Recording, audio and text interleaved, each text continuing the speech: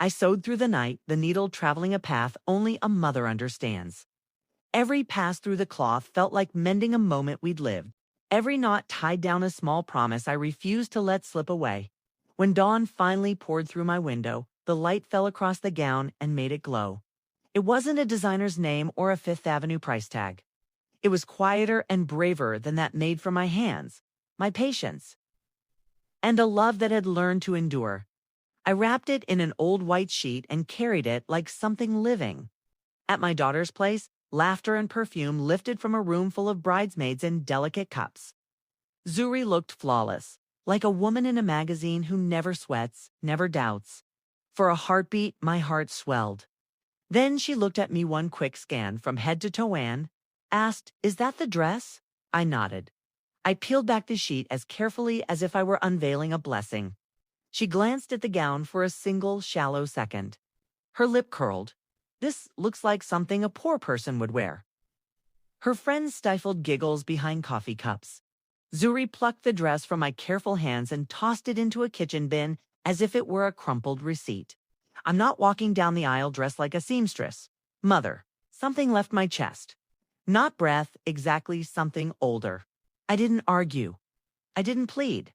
I gathered what I could, my empty hands, my steadiness, and walked out before anyone saw the tears that were not for the dress, but for the distance. The sun was bright and hot. I felt cold. Every step home sounded like the echo of a long hallway in an old hospital, quiet, bright, merciless. At my table, I stared at the machine my own mother gave me. Its hum had carried our lives for years. Rent, shoes, school lunches, 100 little miracles. Now it looked back at me like an old friend waiting to see which way the story would turn. What rose inside wasn't grief. It was a clear, dangerous calm, the kind of calm you feel when something breaks. And instead of falling, the heart makes a plan. Days went by. My daughter didn't call. I learned through someone else's cheerful mouth that the Paris gown had arrived, that it fit perfectly, that everything was just as she dreamed. I made tea in a chipped mug and stood at the sink a long time after the water cooled, staring at nothing and seeing everything. One afternoon, when I knew she wasn't home, I went back. Her house smelled like expensive flowers and a future that had no room for fingerprints. In the corner, the bin was still there. I pushed paper aside and lifted the gown, wrinkled, smudged, humiliated, but whole. Like me. I pressed it to my chest and took it home as if it could feel what I felt. On my work table, I laid the dress in a spill of sunset. It's a cheap light doing the same work as chandeliers if you know how to look. I ran my palm across the seams I had stitched in love and felt that love still faintly pulsing. I wasn't going to let this end in a trash can, so I began again. I washed away the oils and the dust. I set crystals along the hem, one for every sleepless hour I had given her since she was born. I stitched vintage lace where shame had bruised the cloth. Along the bodice, I embroidered small flowers, each placed where a thought had hurt the most. And between the lining layers, where only a daughter would one day find them, I slipped tiny folded notes. In one, the memory of her first kindergarten morning when she cried and then laughed in the same breath. In another, the winter we ate thin soup and still found a way to dance. In a third, a scrap from my own wedding veil and a line that said, "Take me with you, even if you can't see me." And in the smallest note of all, the thread between mother and daughter never breaks. It only stretches until one of us learns to let go. As the dress transformed, so did the woman making it. I stopped sewing for permission and started sewing for truth. I was not the meek mother in a doorway waiting to be invited inside. I was the same woman who had kept a child fed, a roof paid, and a home stitched together through storms. I didn't plan to go to the wedding. Dignity, I told myself, can be quiet. But the morning of the ceremony, the air smelled like rain that wouldn't fall, and something steady inside me said, "Go." I put on a simple cream dress I'd worn to say goodbye to my own mother.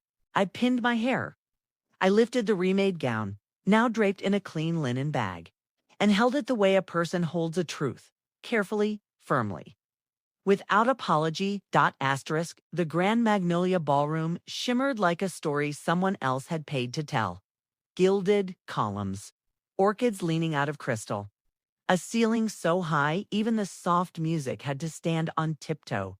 Zuri sparkled under 1,000 lights in a imported lace so fine it pretended to be air. I stayed near the door like a guest who lost her seat. When she saw me, her smile went stiff around the edges. She turned away before the moment could bloom into anything. Asterisk A. Woman who carried the groom's eyes in a colder version, his mother. A guest slid between me and the center of the room with a smile as tight as new shoes. You must be Zuri's mother, she said, her glance measuring me like fabric on a table. Family photos in a moment. Would you mind waiting at the back? I nodded and stepped behind the curtains. I've stood in shadows before. Shadows are generous. They don't demand performances. Asterisk, the vows took their time. The first dance spun gently like a memory trying to be born. In the swell of applause, I felt my palms sting, not from clapping but from holding on to myself. When the ballroom clock chimed 10, I stepped forward. Asterisk, the music wilted into silence. Heads turned. Zuri's face drained to the color of the icing on the cake.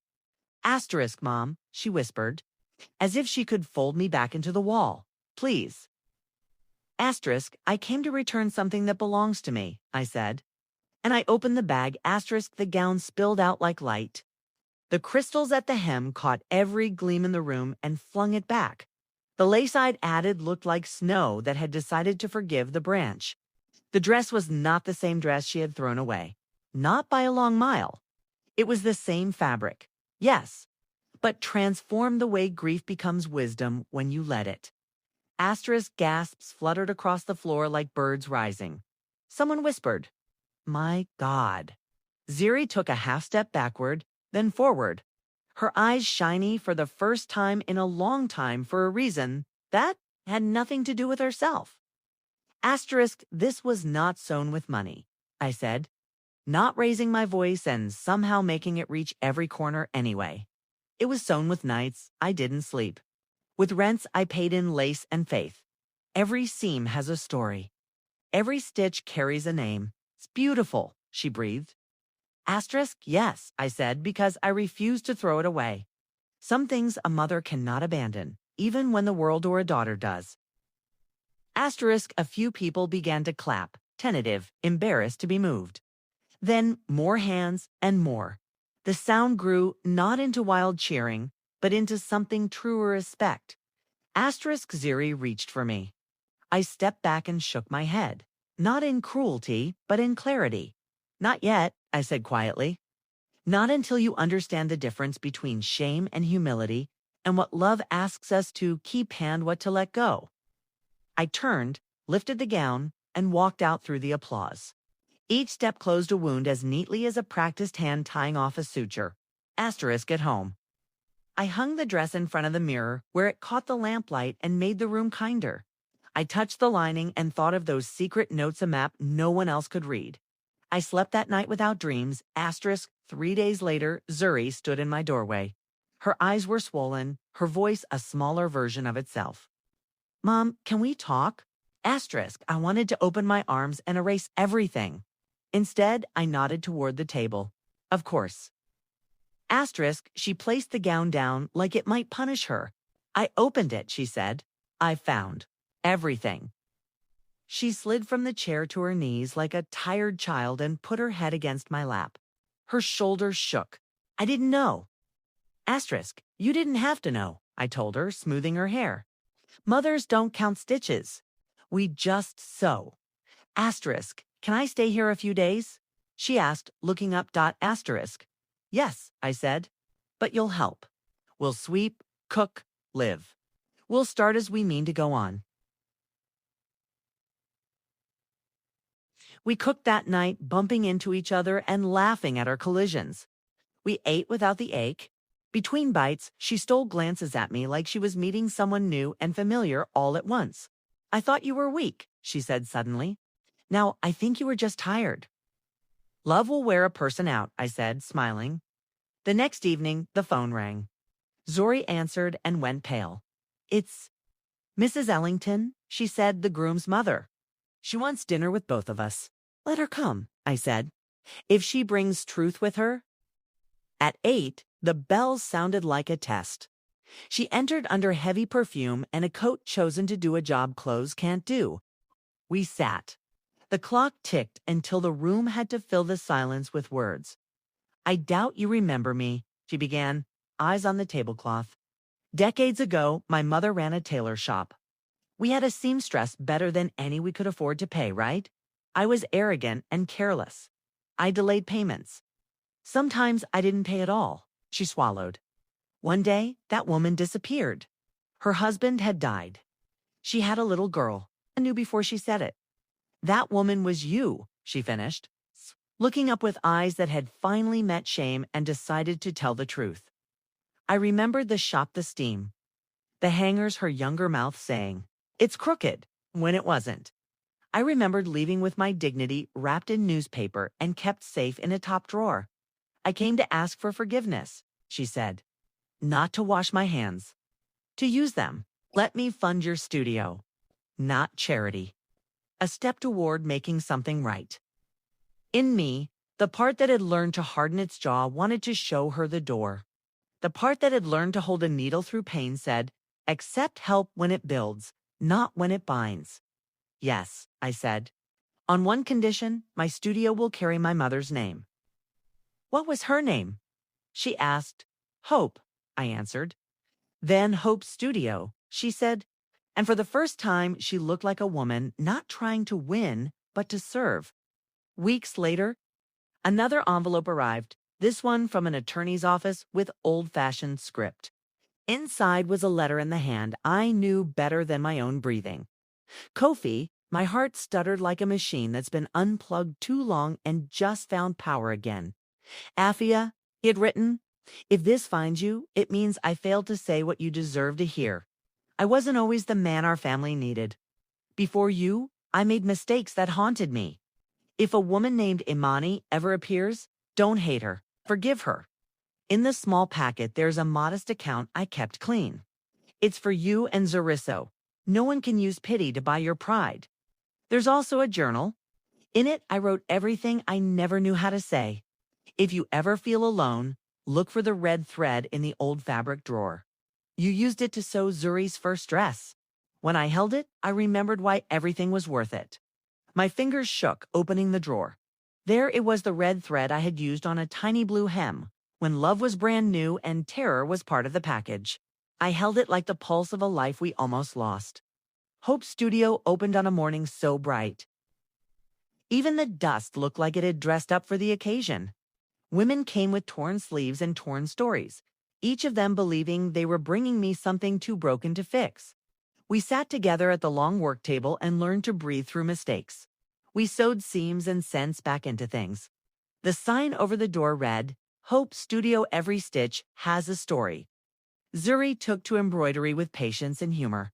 She still pricked her fingers, swore softly, and then laughed.